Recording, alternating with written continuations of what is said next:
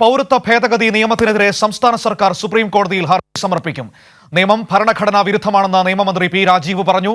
വിവരങ്ങളുമായി അനുരാഗ് തിരുവനന്തപുരത്ത് നിന്ന് ചേരുകയാണ്. അനുരാഗ്, വളരെ സുപ്രധാനമായ നീക്കങ്ങളിലേക്ക് പൗരത്വ നിയമ ഭേദഗതിക്കെതിരെ സംസ്ഥാന സർക്കാർ പോവുകയാണ്.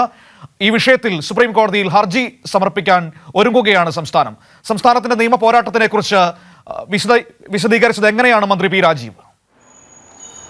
മനു സൂചിപ്പിച്ചതുപോലെ തന്നെ ഏറ്റവും സുപ്രധാനമായ തീരുമാനം തന്നെയാണ് ഇന്ന് നടന്ന മന്ത്രിസഭാ യോഗത്തിൽ ഉണ്ടായിരിക്കുന്നത്. പൗരത്വ നിയമ ഭേദഗതിക്കെതിരെ സർക്കാർ ഇപ്പോൾ സുപ്രീം കോടതിയെ സമീപിക്കാനാണ് തീരുമാനിച്ചിരിക്കുന്നത്. നിയമ പോരാട്ടം നടത്തി ഇതിലൊരു തീരുമാനം ഉണ്ടാക്കുമെന്നുള്ള കാര്യം തന്നെയാണ് മന്ത്രി പി രാജീവ് വ്യക്തമാക്കിയിരിക്കുന്നത്. ഇതിനൊപ്പം തന്നെ ഇത് ഭരണഘടനാ വിരുദ്ധമാണ്, മതേതരത്വത്തിനൊക്കെയും എതിരാണ്, ഭരണഘടനയിൽ പറയുന്ന മതേതരത്വത്തിന് എതിരാണ് നിയമം, അതുകൊണ്ട് തന്നെ കേരളത്തിൽ നടപ്പാക്കില്ല എന്നുള്ള കാര്യം വീണ്ടും ആവർത്തിച്ച് പറയുക തന്നെയാണ് സർക്കാർ ചെയ്യുന്നത്.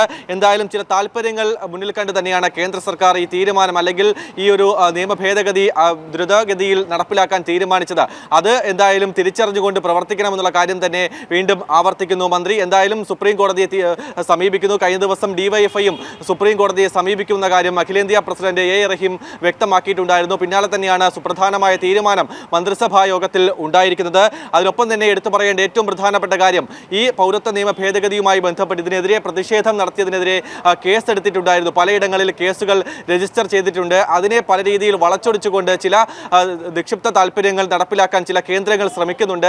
അതെന്തായാലും കേസിന്റെ സ്വഭാവം അത് അക്രമത്തിലേക്ക് കൊണ്ടുപോകാൻ ചിലർ ശ്രമിക്കുന്നുണ്ട്. ആ തരത്തിലാണ് കേസുകൾ ഉണ്ടാകുന്നത്.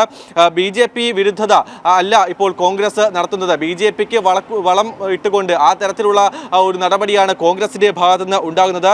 വകുപ്പുകൾ ചുമത്തുന്നത് സംഭവങ്ങളെ അടിസ്ഥാനമാക്കിയാണ്. മുദ്രാവാക്യം നോക്കിയല്ല ഈ കേസുകളിൽ വകുപ്പുകൾ ചുമത്തുന്നത് എന്ന കാര്യം കൂടി മന്ത്രി വ്യക്തമാക്കുന്നു. കേരളത്തിൽ ആക്രമണ സ്വഭാവത്തിലേക്ക് പോകണമെന്ന് ആഗ്രഹിക്കുന്നവർ ഉണ്ടാകും.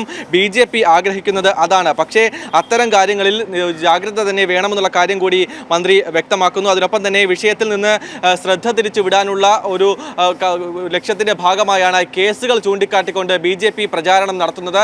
അതിന് വളക്കൂറായിക്കൊണ്ട് അല്ലെങ്കിൽ അതിനെ പിന്താങ്ങിക്കൊണ്ടാണ് കേരളത്തിലെ കോൺഗ്രസ് കൂടി നിൽക്കുന്നത്. എന്തായാലും ഇതിലുള്ള വസ്തുത മനസ്സിലാക്കിക്കൊണ്ട് തന്നെ കോൺഗ്രസ് പ്രവർത്തിക്കണം, പെരുമാറണം എന്നുള്ള കാര്യം കൂടി മന്ത്രി ആവർത്തിച്ച് പറയുക കൂടി ചെയ്യുന്നു. എന്തായാലും നേരത്തെ സൂചിപ്പിച്ചതുപോലെ തന്നെ എത്രയും വേഗം ഇതിൽ ഈ നിയമം റദ്ദാക്കണമെന്ന് തന്നെയാണ് സുപ്രീം കോടതിയിൽ സർക്കാർ ആവശ്യപ്പെടാൻ പോകുന്നത്.